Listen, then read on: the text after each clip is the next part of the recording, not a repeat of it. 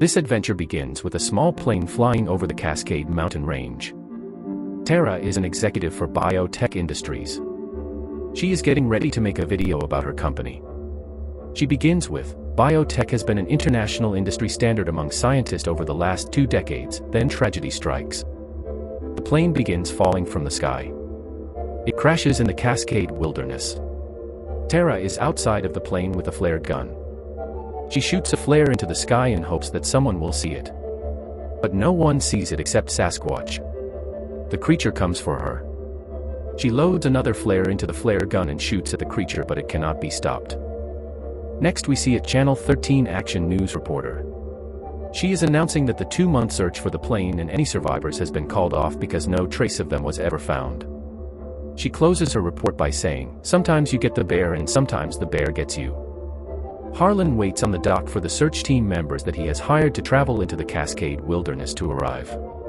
They know the location of where the plane was last reported to have been seen before disappearing from radar. As he waits, he has visions of his daughter Tara when she was a little girl.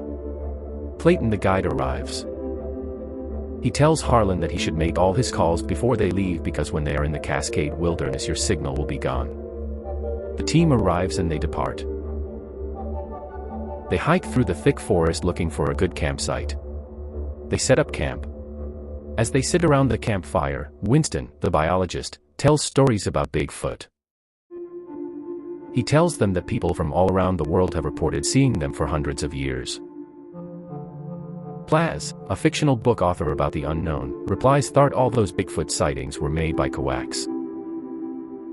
If there was such a thing as Bigfoot, why hasn't anyone ever found any of their remains after they die? They go forward searching for the crash site. The map and compass tells them that they are on the crash site. They expected to see the wreckage of the plane, but there is no sign of anything. Maria says, "I get the feeling we're being watched." She is told that it's just her imagination because people's senses are elevated when they're in the wild. Maria replies, "But that smell isn't my imagination." Clayton tells everyone to keep moving. All of a sudden they hear a loud roar coming from the trees. The trees are shaking. Someone asks, "What the hell was that?" Clayton says that it came from over there. He tells everyone to stay where they are as he goes to investigate. The trees keep shaking and the roaring gets louder.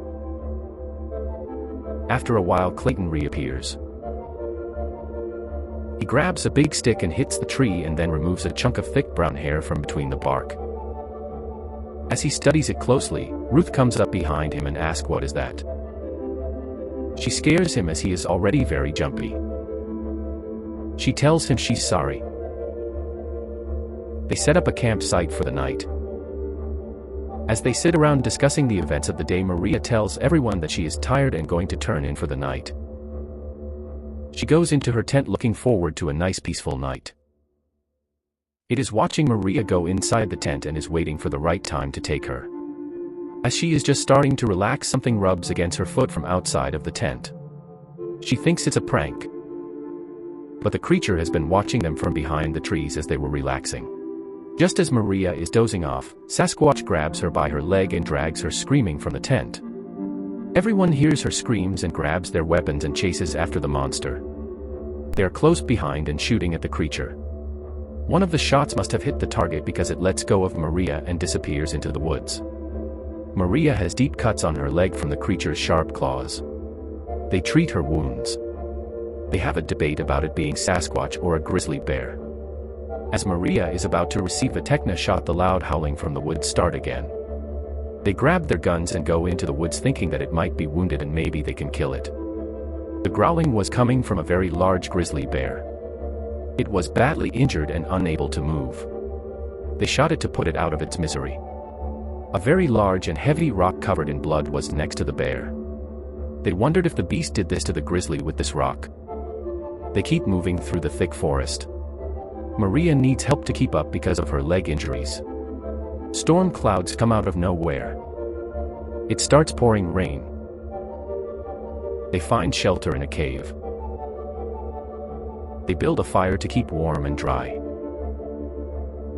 They notice drawings on the wall of the cave. When they examine them, they determine that they could be thousands of years old. Harlan sees a seashell on the ground. He recognizes it as one that belonged to his daughter. He says that when she was a little girl, they were on the beach in Cape Cod when she found this special seashell, and she always wore it around her neck. This gives him hope that she might still be alive along with other survivors. They did not find anything else in the cave, so they move on in search of the plane. They reach the site, but there is nothing there. Something shiny is seen high in a tree. When it is retrieved, they notice that it is part of a plane. They wonder, where is the rest of the plane? Harlan feels like they are getting close to finding the plane. Then when they enter a clearing, they see it. They are all very happy as they shout out, "There it is." Someone says, "Finally, now we can go home." Harlan replies, "No. Not until I find the box." They ask, "What box?" Harlan doesn't respond. He goes into the plane and he finds the box. Everyone wants to know what is so important about the box. Harlan tells them that the box is the future of his corporation and the human race. Clayton tells Harlan that there is something out there that can drag a 5,000-pound airplane through the forest, can tear people's arms off and kill a grizzly bear with a rock. "I guided you here to find survivors, and since there are none, my job is done and we're leaving." Harlan talks him into staying a little longer. Harlan explains how the box works. It can give a complete genetic breakdown and identifies any species on Earth. Think of the possibilities. This is the biggest archaeological discovery in history. If you could get a blood sample or a piece of hair from Sasquatch, you could prove to the world that this new life form exists, because it would not match any other life forms in the system. Plaz is missing. Clayton goes into the woods searching for him. He finds a cave. When he goes inside, he finds the body of Plaz. As he uses his flashlight, he can see human bodies and remains everywhere. Some are mounted on the walls like trophies. He is visibly shaken by what he found. He tells the others about it and tells them that it's time to get out of this place. Harlan insists that Clayton show him where the cave is. He hopes that maybe he can get closure on his missing daughter. Clayton reluctantly takes him to the cave. Harlan finds the remains of his daughter and the other missing people from the plane. He removes her remains from the cave and buries her in the forest. They all agree that it's time to leave. They start making their way through the thick forest. They come to a river. Harlan is carrying the box. It is too heavy for him to take it across the river. The group tells him to leave it behind. Harlan replies, "This box is my life, I can't leave it behind." Harlan tells the group to go on without him.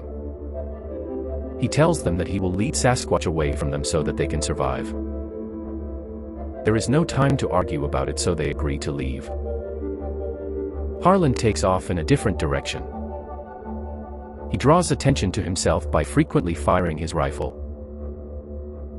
It is working because Sasquatch is now tracking Harlan. Harlan scans the woods for Sasquatch with his rifle's scope. He is unaware that Sasquatch is also watching him. The beast is right behind Harlan. Before Harlan has a chance to shoot, Sasquatch throws him down the hill. It throws a very large log at Harlan, but Harlan dodges it.